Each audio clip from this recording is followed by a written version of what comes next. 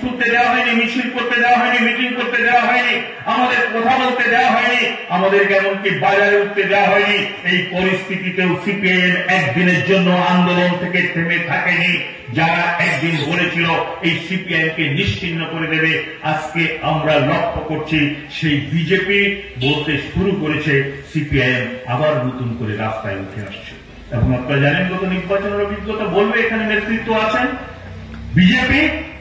এই নির্বাচনে ছুটি হয়ে যাওয়ার কথা ছিল, যদি বিশ্বাসঘাতক ত্রিপুরা মথা এই নির্বাচনে বিজেপি হয়ে দাঁড়াবে না করত, তাহলে এই নির্বাচনে এই 23-এর নির্বাচনও বিজেপি এখানে থাকতে পারত না।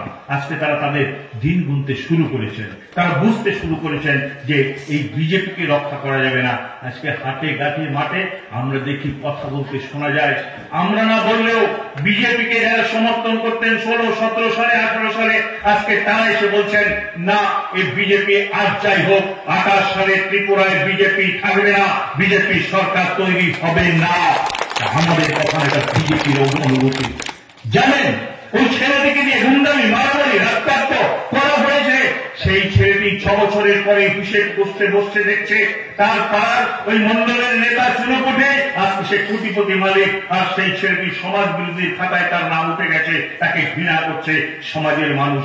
তার সঙ্গে সিপিআইএম এর কর্মী সমর্থকদের একটা বিরোধ দিয়ে চিরশত্রুতায় পরিণত করে দেওয়া হয়েছে। আজকে তারা মর্মে মর্মে উপলব্ধি করতে পারছেন, অনুশোচনায় তারা আজকে সেখানে ভেঙে পড়ছেন, মান অভিমানে তারা এক চূড়ান্ত জায়গায় বসে আছেন। তাই বন্ধু আমি বলবো, আজকে ত্রিপুরায় যে পরিস্থিতি চলছে, ভয়ঙ্করতম সময়, সেই সময়ের বিরুদ্ধে এই লড়াই শুধু সিপিআইএম এর একার না।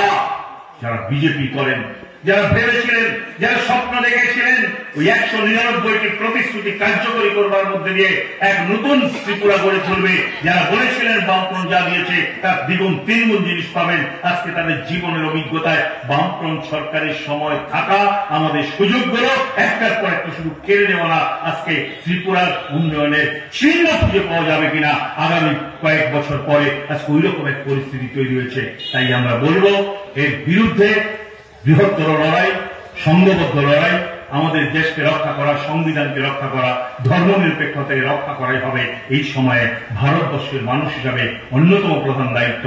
যে দায়িত্ব মানুষ গত লোকসভায় তুলে নিয়েছিলেন, আগামী দিন ত্রিপুরায়ও এই দায়িত্ব কাঁধে নিয়ে প্রতিটি জনপদে আপনাদের জনগণের জরুরি দাবিতে লড়াই সংগঠিত করবার মধ্যে দিয়ে আমরা এদের বিরুদ্ধে জেহাদ ঘোষণা করব। আগামী দিনের বৃহত্তর লড়াই সংগ্রামে আরো বেশি মানুষকে আমরা সামিল করব। এই আহ্বান সকলের কাছে রেখে কথা বলা শেষ করছি।